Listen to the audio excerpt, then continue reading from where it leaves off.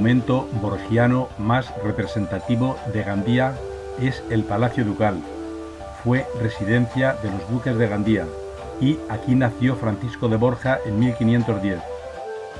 La historia del edificio comenzó en 1323, cuando Jaime II el Justo otorgó la villa de Gandía a su hijo el infante Pere de Ribagorza, el cual decidió fijar aquí su residencia, aunque fue Alfonso de Aragón, llamado el Viejo, primer duque de Gandía, el que amplió y ennobleció el edificio, debido a lo que requería el título de ducado, que le había sido concedido a la ciudad por parte del rey Martín I el Humano.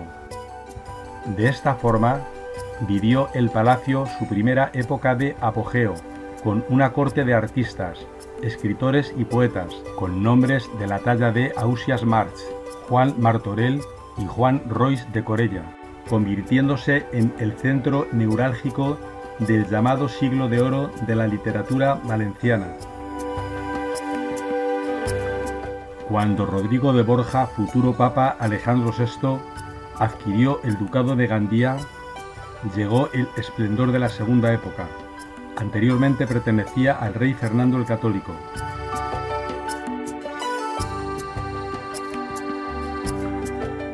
Desde sus inicios y durante 7 siglos, este palacio ha sido construido, ampliado y restaurado, dando lugar a diferentes estilos, desde el primitivo palacio gótico de los siglos XIV y XV, ha tenido aportaciones renacentistas del siglo XVI, otras transformaciones barrocas del siglo XVII y XVIII, y también reconstrucciones neogóticas del XIX y del XX. En el año 1888 fue adquirido en pública subasta por la Compañía de Jesús, después de casi un siglo de abandono y expolio, llevándose últimamente, con el apoyo de fundaciones e instituciones oficiales, una labor ingente de recuperación y conservación de este rico patrimonio. Al principio, en la zona que hoy ocupa la iglesia jesuita del Sagrado Corazón, estaban las caballerizas, a la izquierda del patio de armas, las dependencias del ala derecha reservadas para la servidumbre, y en otra sala de la planta baja se encontraba la armería. En la caja de escalera que nos lleva al Salón de Coronas se encuentran las pinturas murales más antiguas del palacio, en la llamada Sala de la Cinta y pertenecientes a la época de Jaime II el Justo. Todas las estancias que se muestran a continuación están reformadas en estilo romántico propio de la época, a principios del siglo XX. La inscripción que rodea la sala por la parte superior es un texto tomado de San Pablo, con el que San Francisco de Borja, todavía duque, quería transmitir un sabio consejo a sus hijos. Esta estancia se denomina Salón de Coronas por los elementos decorativos del techo, formado por la doble corona ducal de los Borja que llena todo el artesonado. Un gran retrato de Francisco de Borja como duque de Gandía y ataviado como comendador de la Orden de Santiago preside la sala. Es un lienzo realizado por el jesuita Martín Coronas Puello a principios del siglo XX. Del mismo autor son también las 8 telas pintadas entre 1918 y 1920. Imitan tapices que representan escenas de la vida de San Francisco de Borja.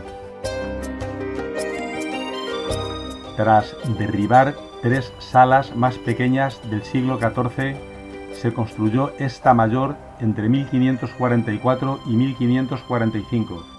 Posteriormente, en tiempos de Francisco de Borja, se amplió la sala, se elevó el techo con una techumbre de madera, decorada con numerosas dobles coronas. Se restauró otra vez a finales de 1893 por los padres jesuitas. Fue la primera de todas las intervenciones realizadas de nuevo en el palacio. La sala, vista en planta, no tiene forma rectangular, más bien trapezoidal. Cumplía las funciones de salón de reino. Se recibían las audiencias, se tomaban las decisiones de Estado, y se despachaban los asuntos más importantes en tiempos del cuarto duque de Gandía.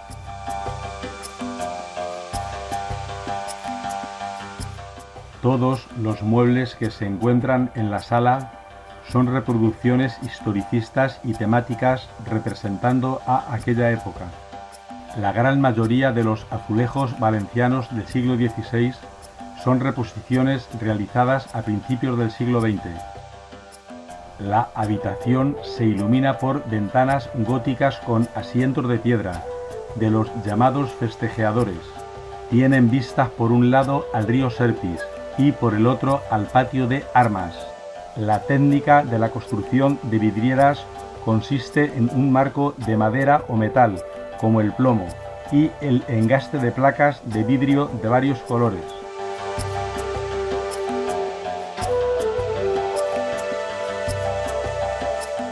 El espacio que hoy ocupa la capilla neogótica era el despacho en el siglo XVI utilizado por el duque. Después de la adquisición del palacio por parte de la Compañía de Jesús, se construyó la actual capilla, consagrada a San Francisco de Borja. Fue realizada por los hermanos Martín Coronas y Orriols a finales del siglo XIX, con un cierto aire de estilo neogótico bizantino. La exuberante decoración de la bóveda estrellada tiene en el centro, donde cuelga la fastuosa lámpara, 4 serafines dispuestos simétricamente radiales.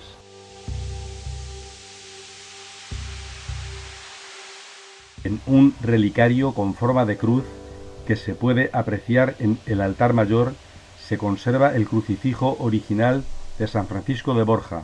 En cada lateral, enmarcados por mandorlas y por 2 ángeles cenantes, hay 2 bellas imágenes pintadas al fresco. Una representa a Cristo ofreciéndonos el pan y el vino, y la otra a la Santísima Virgen María. Todo el perímetro de la sala, y sobre un friso de madera, está decorado con figuras pintadas de santos, con sus símbolos correspondientes, y que se relacionan con San Francisco de Borja. Están situados sobre ventanales simulados ciegos ojivales, que se intercalan con imitaciones de tapices, con motivos repetitivos, de hojas vegetales y florales. Algunos paneles están sin pintar, debido a que la muerte le llegó al pintor antes de finalizar toda la obra. Francisco de Borja y Aragón, conocido como San Francisco de Borja, nació en Gandía en 1510 y falleció en Roma en 1572. Fue tercer general de la Compañía de Jesús, cuarto duque de Gandía, primer marqués de Lombay, grande de España y virrey de Cataluña. Por parte de su padre, era bisnieto del Papa Alejandro VI, Rodrigo de Borja. Ya desde niño era muy piadoso y deseaba convertirse en monje.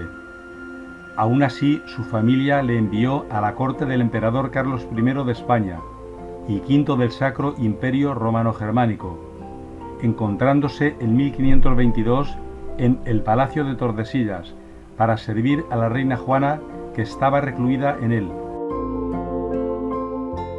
Juan de Borja, en 1528, concedió a su primogénito la mitad de la baronía de Llombay y el título de barón. El emperador Carlos V también le nombró gentilhombre de la Casa de Borgoña. Se acordó su matrimonio con Leonor de Castro en 1529, amiga íntima, caballeriza mayor y dama de la emperatriz Isabel de Portugal, que murió en Toledo el 1 de mayo de 1539, con solo 36 años de edad. Era considerada una de las mujeres más bellas de su tiempo. Francisco de Borja organizó la comitiva que escoltó el cuerpo de la emperatriz hasta su tumba en la Capilla Real de Granada, donde sería sepultada junto a los restos de los reyes católicos. La Santa Capilla era la antigua celda oratorio de San Francisco de Borja. Tiene el techo forma de ataúd. El origen, según la tradición, está en el hecho ocurrido en Granada, cuando vio el cuerpo inerte de la emperatriz Isabel de Portugal, en estado de descomposición, motivo por el que abandonó la vida mundana por la vida eclesiástica. Se cuenta que al destapar el féretro y ver el estado de descomposición de la fallecida, juró no servir más a ningún amo que pudiera morir, incorporándose a la compañía de Jesús, una vez que falleció su esposa, tras haber dejado en orden todos los asuntos terrenales de su ducado y de su familia. La reina Ana María de Austria, que estaba casada con su tío Felipe IV, habitó el palacio en 1649, llevándose del mismo algunos trozos de pared que estaban manchados con la sangre derramada por los rigores que se infligía Francisco de Borja. El primer revés en la brillante carrera de los marqueses de Lombay fue la muerte de la emperatriz, que les alejó de la corte, enseñándoles la vanidad de la vida y de sus grandezas.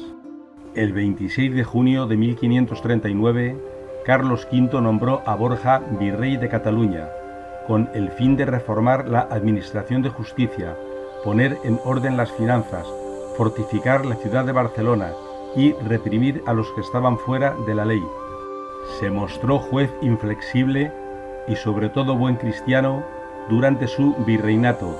Limpió el país de las bandas que lo asociaban y reformó los monasterios para desarrollar el aprendizaje.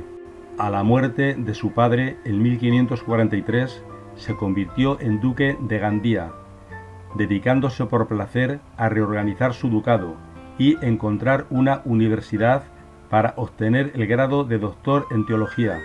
El duque de Gandía abandonó sus estados el 31 de agosto de 1550, para no verlos nunca jamás. Llegó a Roma y se puso a las órdenes de San Ignacio.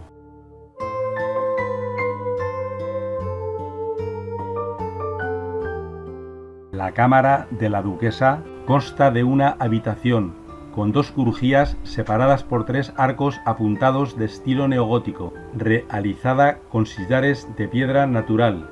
Conserva un pavimento de azulejos de Manises de los más antiguos de palacio, con dibujos moriscos en blanco y azul, de los conocidos como encadenats.